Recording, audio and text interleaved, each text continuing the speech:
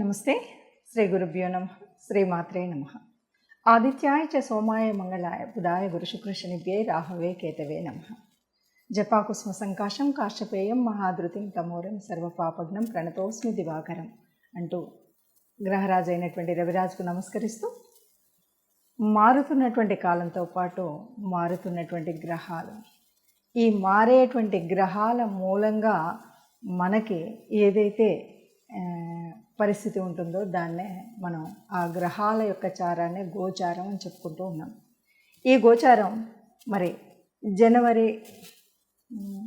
ఈ గోచారం జూన్ 1 నుండి జూన్ మాసం అంతా కూడా ఎలా ఉంటుంది ఏంటి, మనం ప్రతి మాసం కూడా మాస గోచారం అలాగే పక్ష గోచారం చెప్పుకుంటూ ఉన్నాం.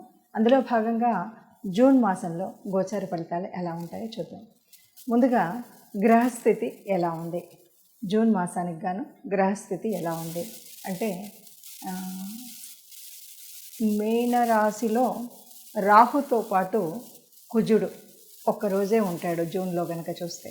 జూన్ మాసానికి గోచార స్థితి కనుక చూసినట్టయితే మీనంలో రాహు, మేషంలో కుజుడు. ఇక వృషభంలో కనుక చూసినట్టయితే దాదాపు 4 గ్రహాలు అక్కడే ఉంటాయి.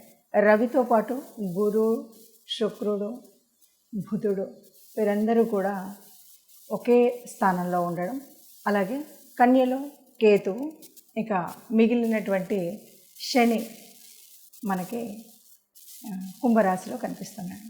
ఈ విధంగా ఉన్నటువంటి గోచార గ్రహాలు ఈ విధంగా ఉన్నప్పుడు గోచార ఫలితాలు ఎలా ఉంటాయి.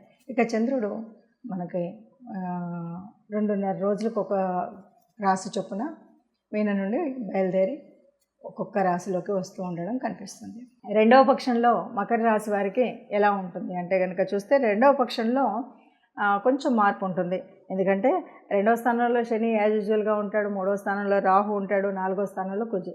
కానీ 5వ స్థానంలో ఉన్నటువంటి గ్రహాలు 6వ స్థానంలోకి వెళ్తున్నాయి. 5వ స్థానంలో కేవలం గురువు మాత్రమే ఉంటాడు. 6వ స్థానంలోకి బుధుడు, శుక్రుడు, రవి మార్పు చెందుతాడు.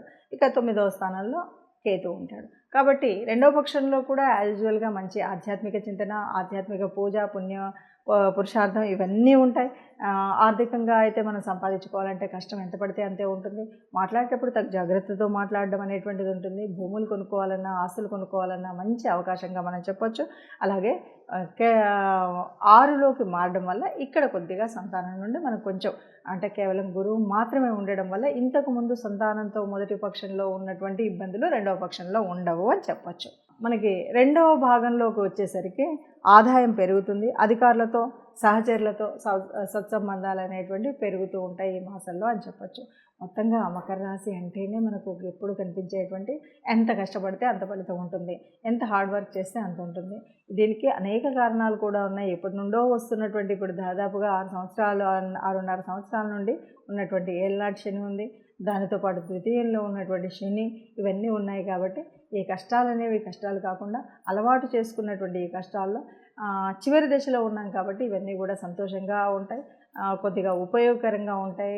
అవి కూడా మనకు మంచి బెనిఫిట్స్, ఎప్పుడు కూడా శని పోతూ పోతూ మంచిని చేస్తాడు అంటారు కదా, ఆ మంచి పొందేటువంటి అవకాశం ఉన్నటువంటి మాసాలు కానీ ఈ వచ్చే మాసాలన్నీ కూడా చెప్పుకోవచ్చు. అందులో జూన్ మాసం ముఖ్యంగా కొంత కష్టపడినప్పటికీ ఫలితం అనుకూలంగా ఉంటుందని చెప్పచ్చు. ఇప్పుడు ఈ రకంగా ఉన్నటువంటి గ్రహస్థితిని బట్టి మరి ఎలా ఉంటుంది ఫలితం అన్నప్పుడు, దాదాపుగా అంటే ఈ భూమి మీద పుట్టిన ప్రతి ఒక్కరికి కూడా ఆ గ్రహాల యొక్క అనుగ్రహం ఉండాలి. ఎందుకంటే ఇప్పుడు చెప్పుకునేటువంటి గోచారం కోటాను కోట్లకి ఒక రకంగా ఉంటుంది. అంటే కుంభరాశి వాళ్ళంటే ఎంతోమంది ఉంటారు, మేషరాశి వాళ్ళంటే ఎంతోమంది ఉంటారు. అంటే ఇలా అంతమందికి ఎగ్జాక్ట్గా యాక్యురేట్గా కలుస్తుందా అంటే మనకి అంత ఎగ్జాక్ట్గా కలగకపోవచ్చు, కొంత పర్సంటేజ్ మాత్రమే ఉంటుంది. మరి అలాంటప్పుడు ఎందుకు చెప్పుకోవడం అంటే, ఇది చెప్పుకోవడం వల్ల మనం ముందు తీసుకోవాల్సినటువంటి జాగ్రత్తలు ఏవైతే ఉన్నాయో, ఆర్థిక వ్యవస్థలో కానీ, ఆరోగ్య సమస్యల్లో కానీ, ఉద్యోగ వ్యాపారాదుల్లో కానీ,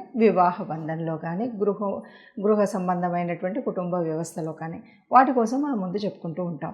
మరి నిజమైనటువంటి గ్రహముల యొక్క స్థితి ఎలా తెలియాలి అంటే, మన యొక్క పర్సనల్ జాతకం ఎలా తెలియాలి అంటే, తప్పనిసరిగా మన యొక్క జన్మ కుండలిలో ఏ గ్రహాలు ఎక్కడెక్కడున్నాయి, ఏ దశ నడుస్తుంది, ఈ దశతో పాటు మరి జన్మకుండలిలో ఏ గ్రహాన్ని అంటే లగ్నాన్ని ఏ రాసులు చూస్తున్నాయి, రాసుల్లో ఏ రాసుల్లో ఏ గ్రహాలు ఉపస్థితిలో ఉన్నాయి, అంతేకాదు దృష్టి ఎలా ఉంది, యుతి ఎలా ఉంది, ఏ రాశి యొక్క దశ అంతర్దశ నడుస్తుంది, ఏ గ్రహం యొక్క దశ అంతర్దశ నడుస్తుంది, ఈ విషయాలన్నీ కూడా మనకు తెలియాల్సి ఉంటుంది.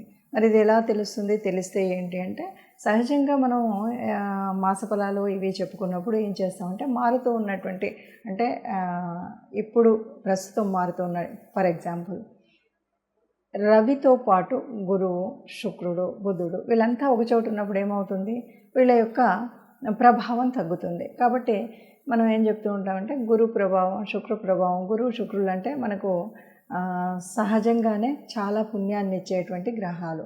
అలాంటి గ్రహాలు అస్తంగత్వంలోకి వెళ్ళినప్పుడు కొంత అనుకున్నటువంటి మనకు అశుభ ఫలితాలు రావు, అశుభ గ్రహాల మూలంగా వచ్చేటువంటి ఫలితాలు రావు. కాబట్టి మనం ఏం చేయాలి అన్నది మనం చెప్తూ ఉంటాం. అందుకను జన్మజాతకం, జన్మకుండలి ఉండి జాతకంలో ఉంటే చూసుకుంటే అది ఒక విధానం. అలా లేకపోయినా ఈ గోచార ఫలితాన్ని చూసినట్టయితే ఈ మాసానికి గాను ఈ మాసంలో ఎలా ఉంది అంటే మొదటి పక్షంలో దాదాపు గురువు పూర్తిగా రవితో ఉండడం, తర్వాతి కాలంలో అంటే ఈ నెలలో సగభాగము గురువు రవితో ఉండడం, తర్వాతి సగభాగంలో శుక్రుడు రవితో కలిసి ఉండడం, ఇలాంటివి ఉన్నాయి. కాబట్టి ఏం చేయాలి అంటే గురువు, శుక్రుడు వీళ్ళందరికీ కూడా మనకు కావాల్సినటువంటి గురువు గురించి మనం గురువు యొక్క ఈ అస్తంగత్వ దోషం ఉండకుండా ఆ ప్రభావం ఉండాలి అంటే గురు సంబంధితమైనటువంటి దేవాలయాలకు వెళ్ళాలి. అంతేకాదు ఆ గురువారం రోజు కాస్త పసుపు వర్ణం ఉన్నటువంటి బట్టలు కట్టుకోవడం, లేకపోతే ఎవరికైనా ఏదైనా ఎప్పుడైనా దానం ఇస్తున్నామంటే ఆ పసుపు వర్ణం, లేకపోతే శనగపిండితో చేసినటువంటివి ఏవైనా దానం ఇవ్వడం, ఇలాంటివి మనం చేస్తూ ఉంటాం. అంటే అలాగా శుక్రగ్రహానికి వచ్చినప్పుడు కూడా అదే పరిస్థితి. అంటే గురువుడు, శుక్రుడు వీళ్ళందరికీ సంబంధించినటువంటి దాన ధర్మాలు చేయడం, ఆ సంబంధితమైనటువంటి దేవాలయాలకు వెళ్ళడం. అదే కాదు అంటే తప్పనిసరిగా నవగ్రహ మండపం అయితే ఉంటుంది ఏ దేవాలయంలోనైనా, నవగ్రహ మండపానికి వెళ్ళి మనం నవగ్రహాలకి ప్రదక్షిణ చేయడం, దీపం వెలిగించడం, ఇవి మీకు వీలైనప్పుడు తోచినప్పుడు ఈ మాసం అంతా ఉంటుంది. కాబట్టి మీరు గురు శుక్ర గ్రహాలు సరిగ్గా లేవు కాబట్టి గురువారం, శుక్రవారం నాకు ఇలా వీలవ్వట్లేదు అంటే మనం మాస మొదట్లోనే ఏ కోశాలకన్నా వెళ్ళి గోగ్రాసం కోసం వారికి కాస్త డబ్బులు ఇవ్వడం, ఇలాంటివి ఏదైనా చేయొచ్చు. లేదు ఇవేవి కాదు, మరి వాళ్ళు ఇస్తారో వాళ్ళు పెడతారో పెట్టరో గోగ్రాసం, ఇలాంటి అనుమానాలు మనకు చాలా ఉంటాయి. కాబట్టి అలాంటి పరిస్థితుల్లో మనం ఏం చేయాలి అంటే మీకు వచ్చినటువంటి గురుస్తుతి, అట్లాగే శుక్రగ్రహానికి సంబంధించినటువంటి స్తుతి ఇవి చేసుకోవాలి. అట్లాగే మరి శని ఉన్నటువంటి ప్రదేశం, శని యొక్క దృష్టి, ఇవన్నీ కూడా ఈ మాసంలో మనకు తగులుతున్నటువంటి గ్రహాలు ఏవైతే ఈ రాశులు ఏవైతే ఉన్నాయో, అర్ధాష్టమ శని ఫర్ ఎగ్జాంపుల్ వృశ్చిక రాశి అర్ధాష్టమ శని ఉంది. ఏం చేయాలి, శనికి సంబంధించినంత వరకు మనం అభిషేకానికి శివాలయానికి వెళ్ళి అభిషేకం చేసుకోవడం, లేకపోతే శని స్తుతి చదువుకోవడం, ఇలాంటివి చేసినట్టయితే మనకు ఉన్నటువంటి ఈ మాసం అంతా కూడా ఉన్నటువంటి గ్రహ దోషాల వల్ల లేకపోతే సరి అయిన స్థలంలో గ్రహాలు లేకపోవడం వల్ల ఉండేటువంటి ప్రభావం ఏదైతే అది తగ్గుతుంది. దానికోసం మనం ఈ చిన్న చిన్న పరిహారాలు చేసుకుంటే సరిపోతుంది. అందరూ సుఖంగా ఉండాలని, అందులో మనం కూడా ఉండాలని భావిస్తూ సర్వే జన సుఖినో భవంతు.